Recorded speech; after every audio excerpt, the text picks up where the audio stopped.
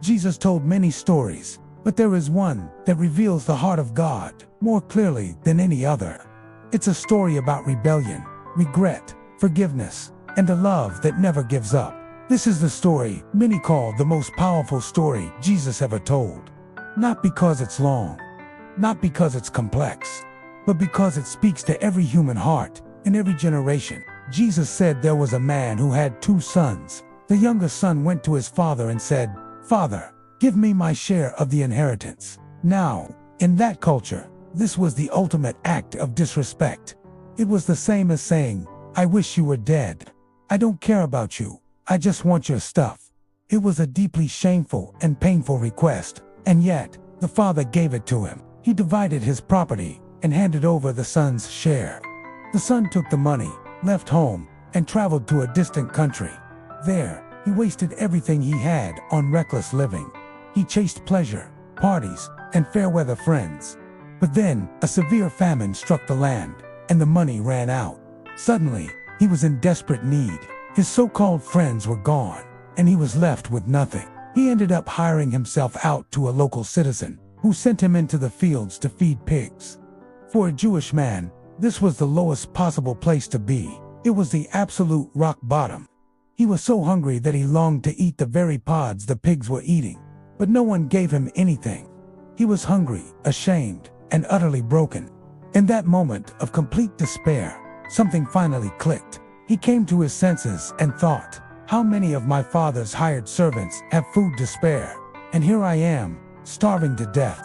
I will set out and go back to my father." He even rehearsed a speech. "Father, I have sinned against heaven and against you. I am no longer worthy to be called your son. Make me like one of your hired servants." He had a plan born of desperation, not entitlement. He just wanted to survive. But here's the turning point of the story, the part that changes everything. While the son was still a long way off, his father saw him.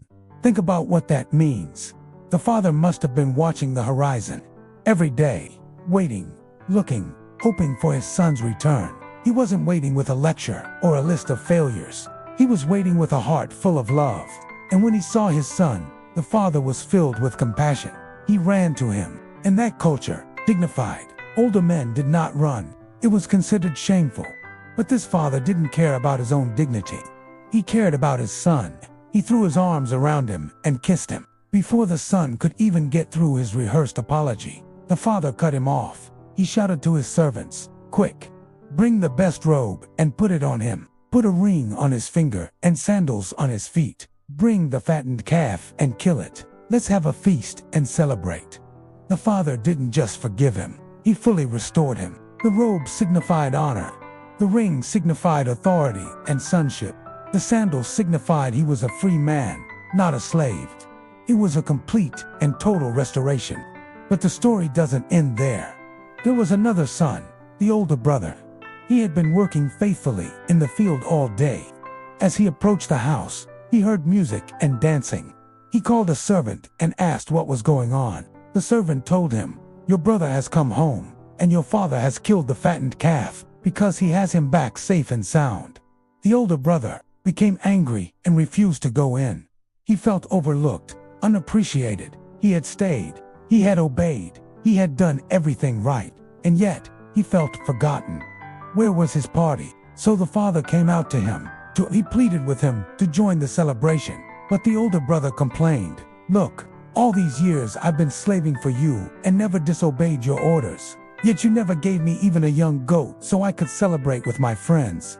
But when this son of yours, who has squandered your property, comes home, you kill the fattened calf for him." The father's reply is so gentle, so patient. He says, "My son, you are always with me, and everything I have is yours.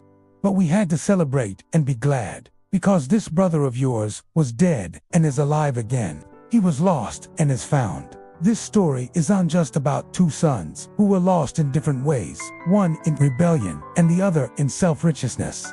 It's about us. Some of us are like the younger son, running from God, making mistakes, and wondering if we can ever truly come home.